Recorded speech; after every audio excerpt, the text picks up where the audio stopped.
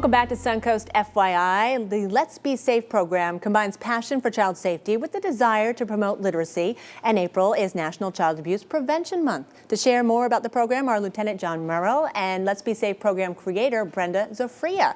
Welcome to the show, guys. Thank you. Well, thank you. Thank you for joining us. And let's talk about first the Let's Be Safe program. So for folks who don't know about it, tell us what it is all about. Okay, well, I decided that there needed to be a tool out there to help busy parents and grandparents and teachers teach children how to be safe in an effective, easy, and non-fearful way. And that's what Let's Be Safe does. And while we do it, we also work to promote literacy skills all at the same time. What's the age group that you're targeting when you go into the schools? The program was created for children pre-K through 5th grade, but we focus on first graders so that they can take advantage of the literacy component while they're learning to read as well as safety. But it also works for teenagers and community service projects as well. All right, we're going to talk about that in a minute because that's a new exciting development. But I want to talk about how the deputies got involved. How did you all become involved with this? Well, Brenda came to me some years ago when she first had the program up and rolling, and we went to the Sheriff Stewey, and we presented it to him, and he jumped on board, and he loved it. I mean, because it got the law enforcement. At that time, we didn't have deputies at the elementary level, and so at the first grade, that was a big plus for us to go in, and we're doing two things. We actually are sharing with them as law enforcement. They can see us in a different light, and also we're reading to them. And it's prevention, something that we try to get to all the kids, how to be safe.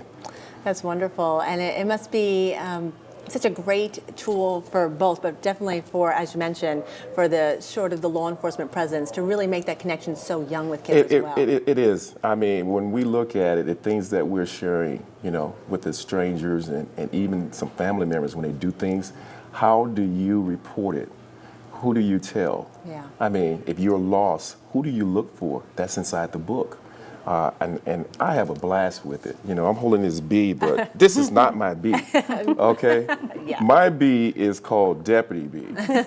Brenda gave me permission to, I decorated my bee, I put my badge on my bee, so I'm connecting with the kids in that way. They love it. I go there and say, Deputy Bee says this, Deputy Bee, oh man, they love it. So that's why I connected to the program right off the bat. When she presented, I knew it was a win-win situation. To go in with the kids, and they're so young, and they look at law enforcement as a rock star. We come in there, and we're doing something different, and then they remember that. And we just hope that they carry it on when something does happen. Right. And we have success stories. That's fantastic. When kids got in a situation, they resort back. I remember one was really funny that they said the bee lady, and they was talking about Brenda, the bee lady, because she went and read to them. That's wonderful. And they reported it. Is that from this book? Now, talk about the Let's Be Safe book. All the kids get this, and the bee. Yes.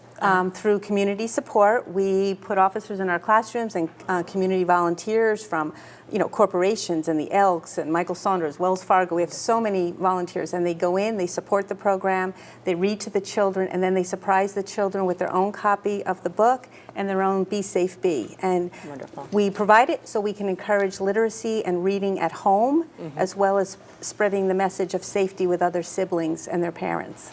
That's fantastic. And again, we're starting young here, but some new initiatives we were talking about just a few moments ago, really targeting some older kids, right? Some teens. Yes, I'm also an intensive reading teacher at Horizons Academy in Bradenton. And this week we launched a program buddying up our teenagers with law enforcement officers, and they go in together and they read to children, teach them how to be safe, and encourage them to read every day at home. So this has been a really great program. We launched it. The reception from the children, the teenagers, and the officers was great. And again, then on that level, you're happy to be there as well, correct? I would love to be there, but I haven't been there, but I will get there. Okay. Okay? When Brenda shared that with me, I said, Brenda, you got some great ideas, and I want to be a part of it. So I was sharing with her just last night. I did my orientation. After I retire, I come back as a reserve deputy. So I will connect in that fashion, because I have been serving as a mentor. And now to mentor with a team to go in and do this program, it's like Batman and Fantastic. Robin. We just launched it Tuesday, and we're doing the second one next week. That's And wonderful. And the goal, of course, is to be replicated in other communities and really grow. And it sounds like you're well on your way, and that's fantastic. And if folks want to get involved, there is a website and number to call, correct? Yes. And that is letsbesafe.com. We're going to put the information on the screen right now, and also 973-800-3501. Yes, thank you. We can modify a program, work with anyone. Be great. All right. Well, thank you so much for joining us today. Thank Thank you.